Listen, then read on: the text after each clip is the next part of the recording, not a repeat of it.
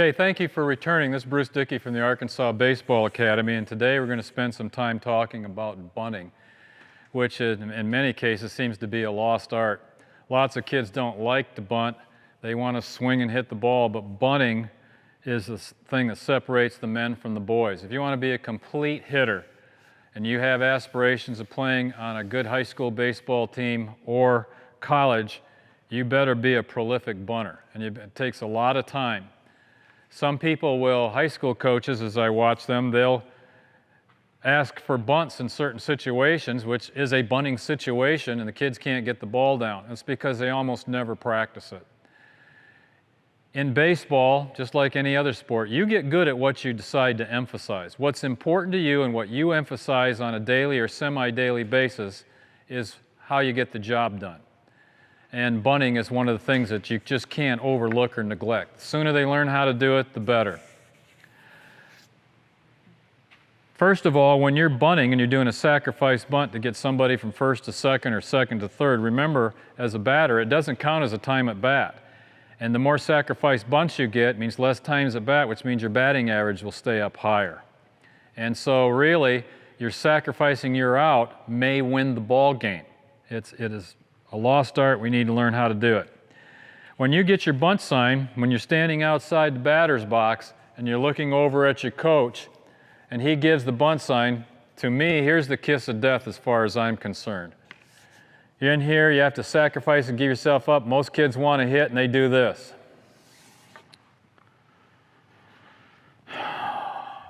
Everybody in the park knows that you're bunting.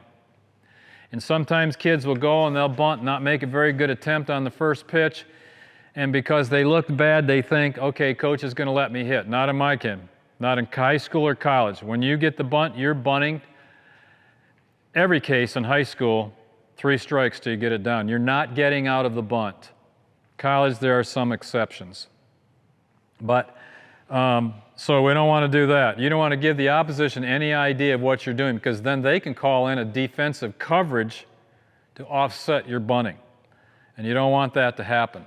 So if you're down there and you're getting your signs looking at your coach and you've got the bunt sign, you want to be back in there just like you would at any other time to hit, and you want to make it look like you're ready to hit. Now, squaring to bunt, the footwork is important. A lot of people will teach the bunt to do this. What they do is they take a step out and a step over like this, so they're squared in this position. And you can do that, but you can't get out of the box very well. And if the ball's coming inside, you're not as versatile. And the other thing is, by doing that, you can't slap hit very effectively. So what we do is we make it look the same way. Now, instead of stepping straight forward like you would when you're hitting, what you do when you bunt is you step out just a little bit, but you pivot on the balls of the feet. And the reason you step out is that if you step straight ahead, you'd be like here trying to balance on a line. The ball's coming at your face, you're going to have trouble. So you want to have a more solid base. So down by your feet, you're going to open up a little bit so that there's space between here and here in between, and that gives you a little more versatility. Now when you do bunt, you want to be up in the batter's box, and you want to be relatively close, crowding the plate. Pitchers hate that. Your job is still the same. When you square to bunt, you still have to hit a strike, get a bunt, a strike below your hand. So if you turn around to bunt, it's not a strike, just pull the bat back. Let the pitcher dig a hole for himself. You also have to learn, this is another skill I'll teach later, on how to be hit by a pitch and not be hurt. It may sting a little bit, but any kid that wants to play good high school baseball or college or professional ball, if you're not willing to take a hit on an inside pitch, basically you come in here and you drop the bat and get your elbows in, you're not going to play baseball for me. And certainly not because you get on 100% of the time if you get hit. And you can't beat those odds. Okay, so we talked about squaring to bunt with the feet coming open. Now what we do, since we're going to bunt the ball and play catch with it right here in the top of the bat, we square around and we want to be out in front of the plate. If I was coming this way and that plate was turned around, you'd see me up in here with the bat on an angle with the bat out in front of the plate. Look at the baselines. They come right out here from the back of the plate all the way out. if I'm back in the box, I have more of a chance of hitting it into foul territory. But if I'm up here, remember the line's coming out right there, I have a better chance of getting it on the ground. A lot of kids, and you want to come right around to bunt it right here, playing catch, and you square around every time in the top of the strike zone. One of the problems the kids will have when they get in the cages, since the ball, if it's coming low, they will turn like this every time. Instead of being here and coming down and adjusting to the ball, they'll square around like this. But look at, that's not the top of the strike zone. So if they get down here, they go up, pops the ball up and can be caught. A lot of kids will turn around and they'll have the bat flat like that. Now if it hits and goes up, people can get to the ball. But if the barrel is out towards the front, if it's out like that, on that slight angle, not like this, right about that angle, what it does is, if it hits now, and it goes out and away from, so people can't get it. And your goal is to hit it about this far inside the baseline. Anything back toward the pitcher is kiss of death. So you're better to go foul and live to fight another day because you get three chances at it. What you're doing is, so that's what I talk about, the angle and staying the top. Now the bat's in front of the plate, close to the plate. The bottom hand is the one that controls the angle. So if I want to turn around and square to bunt, I've got to be on that angle. This hand never moves. I want first base, I come around there, I'm on that angle. Third is here. I'm not adjusting with the top hand. And you'll notice, my kids, this should be obvious, but maybe the young ones it's not, they hold it there and they catch the ball and a finger could break their finger and they're done for the summer. So what you do is you take your fingers and you line them sideways like that on toward the bottom, and you can see that you can't see them, but see where it's at? It's like that, and my thumb isn't over, it's on the back right there. So you can see when I turn around, you've got it right there. Now the whole idea, you know how if somebody's throwing you a ball and you'd catch it, you just catch it. You don't do this. You catch a ball, you don't go and stab at it. That's just dumb. You're not going to come here and stab at it. You don't do that when you're playing catch with the bat either. You just reach out and catch it. So you turn around here, you just catch it.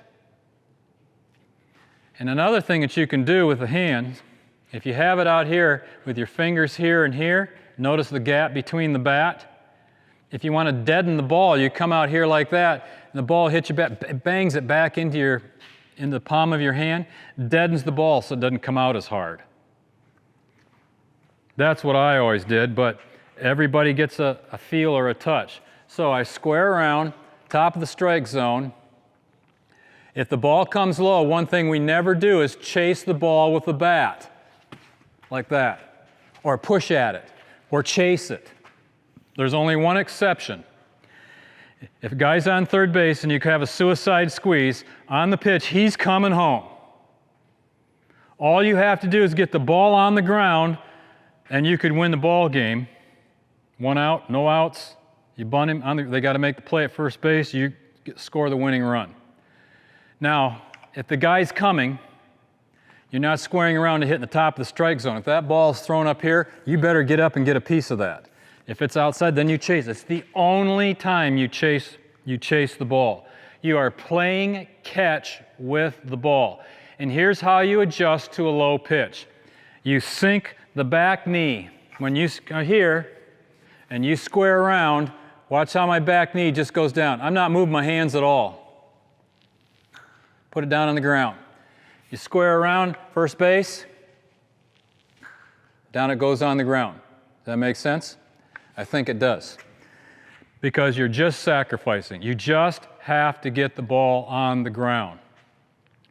So, when we start teaching this, we go to the underhand toss like we did in hitting.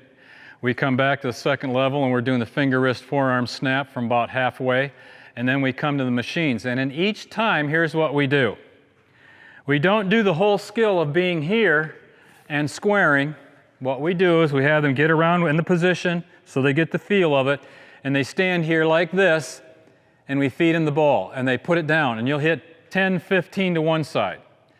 Then they stand here and they're coming here. The problem is when they're coming here, they don't learn how to get the right angle. So when they're standing here, it's boom. If it's out too far, they angle it a little more, boom.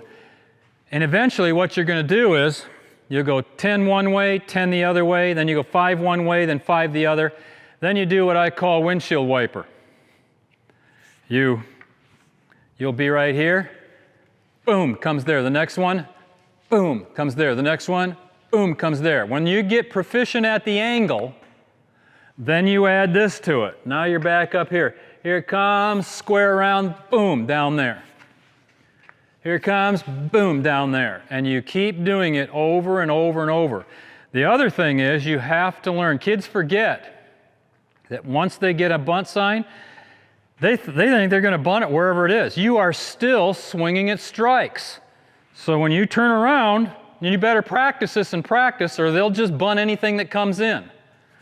They'll turn around here, and if it's a little high or a little bit inside, they just got to bring the bat back in like that. If it's coming right at them, they got to learn to throw the bat down, elbows in, the square here so it hits them in the cheeks, up here or up in the back without getting hurt. And we teach them how to do that by throwing wiffle balls at them. They practice it. So if they're here, they load a step to hit, they bat down and elbows in. What they'll do a lot of times is they leave the bat up. When they turn, hits the bat, strike. Or they leave their elbows out, which is really dangerous, as you can see. You take a ball right there on the end of that and crack that, you're done for the summer, for the season. You may be out of 2 seasons of sports. So those are the things that you want to do. And after they've gone through the hitting progressions and they've learned to hit properly, start putting those bunts in. They should be bunting every time they get in the cages, going left, going right, work it all up to where they're doing windshield, where they can go either one. Because you get to high school and you can do a lot of things and you're competing against somebody else. Not the stuff like it is in youth leagues. Everybody plays. They only hold 9 or 10 on a team. Even if they're doing things wrong, even if they're not motivated, even if they're screwing around, they still play them. Bad lesson to learn when you get to high school, because those people sit the bench, get cast off, get cut, whatever. If you can bunt, all things being equal, chances are you're going to be the starter. So let's work on bunting and up our game, pursue excellence. Remember, good isn't good enough if better's possible. Pursue excellence at all times. Thank you so much for your time and attention. If you have any questions, I will help you in any way that I can. Thank you for your time.